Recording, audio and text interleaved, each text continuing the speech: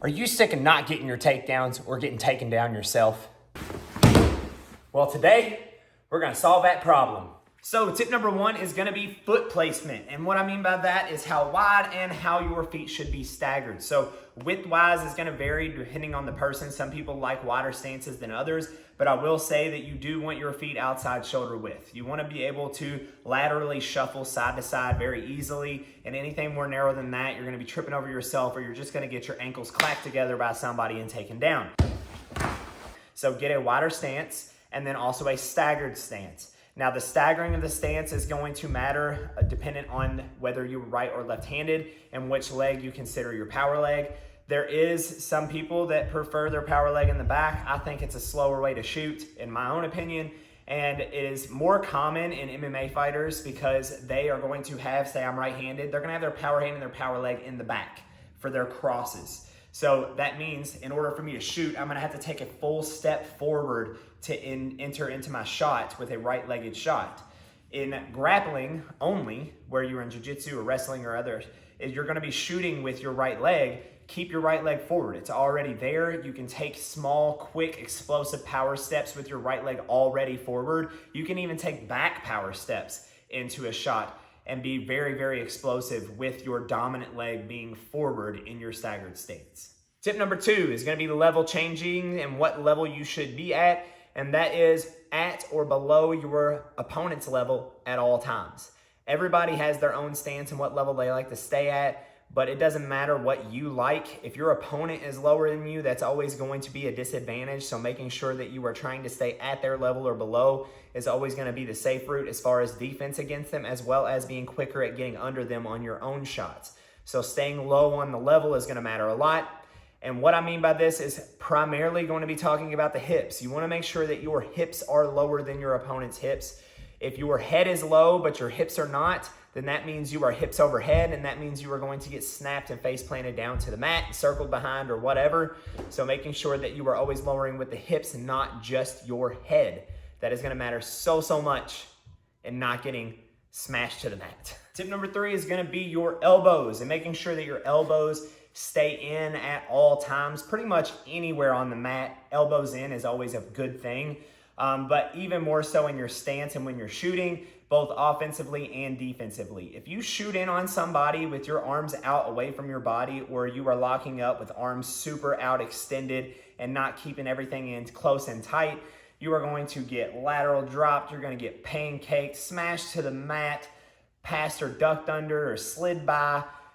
You name it, if your elbows are up, it's gonna get done to you. So keep your elbows in, because not only is it gonna keep you from getting caught in those situations when you're on the attack, but the second somebody is on the attack on you and your elbows are in and they're not, you're gonna catch them in all those things that I just listed. So keep the elbows in tight. That matters for both shot offense and shot defense, is keeping the elbows in close to the body, because it's going to allow you to catch the underhook instead of getting underhooked. And tip number four is keep your head up, because this is gonna matter a whole lot, especially when it comes to submission sports.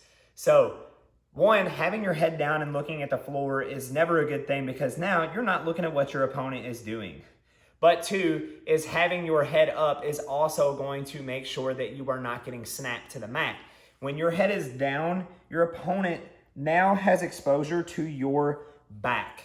If your back is exposed, that means they can start doing anything to get past you and around you when your head is down, or they can start snapping you down to the mat.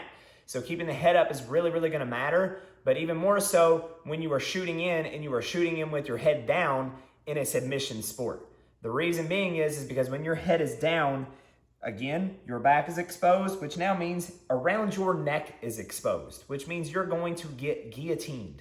And that is from personal experience, and why my throat feels so rough right now is because I experienced this just 2 days ago. So yes, even when you have been grappling for a long time, you're gonna make mistakes and get caught by a guillotine like I did by keeping my head down when I shouldn't have, but learn from my mistakes. Keep your head up and don't get choked out. Tip number five, and probably the most important one, is going to be movement and shot setup. The reason this is the most important is because even if you are lacking in some of these other areas and you still need to work on these, if you get down movement and shot setup, chances are you're still going to have a good chance at getting some takedowns as well as avoiding some takedowns. Movement and shot setup are going to matter a lot. And you can even look at this at the high level where some people have some pretty goofy looking stances and stuff, but still can kill it when it comes to takedowns and defending them. So movement and shot setup are going to matter a whole lot. Still work on the other ones. They're fundamental. They're good things to know, but movement and shot setup are going to be super important. So what I mean by this is constantly staying moving all the time. You shouldn't be standing still, and you should never be on your heels. You should always be pressure on the toes, constantly moving around, moving laterally, forward, back, messing with your opponent's head, hand fighting, taking fake shots. Anything you can do to constantly keep your opponent guessing, as well as constantly also keeping your opponent moving or possibly tripping up on themselves or possibly stepping into an area that you want them to step so that you can make your attack. So, like I said, some of those shot setups are very simple, like messing with the head. What I mean by this could mean a lot of things. Some people do go as far as like clubbing the crap out of their opponent. I try to be respectful and not club the crap out of people, but you can definitely pull on the head, moving them around, shoving and pulling. One of my favorite things to do, honestly, and it sounds really goofy, is petting the face. That's what I call it, and that is exactly like it sounds. I'll reach out a little bit, and I'll run my hand right down, forehead to chin, and all that does is get them to blink for a millisecond so I can get down to their foot before they realize it. So basically, I'm petting the face, drop straight to the ankle, and then I got their ankle up to their head level before they realized what happened. It can be a simple thing like that. Literally, shot setups can mean so many different things, but mainly it's just simply not standing there in your stance and going, all right, I'm gonna take a shot now, and then just continuing to get stuffed to the mat over and over again. You have to keep your opponent guessing if you expect to get a takedown on them. All right, so that just about wraps it up for our video on stand-up game for grappling so that hopefully you can get some takedowns and keep from getting taken down. But I want to end this video with a prayer because I want to keep that consistent. Christ is King, and I want to pray for you all. So let's get into it. Jesus, thank you so much for helping me in the creation of this video, being with me. Hopefully I said the right words and people are able to learn something and take something from this video. I want to pray for every viewer that watches this video and that they feel blessed, they feel your warmth, they feel your touch. Let us work hard every single day physically to improve in grappling, but also work hard every single day in your mission, Lord.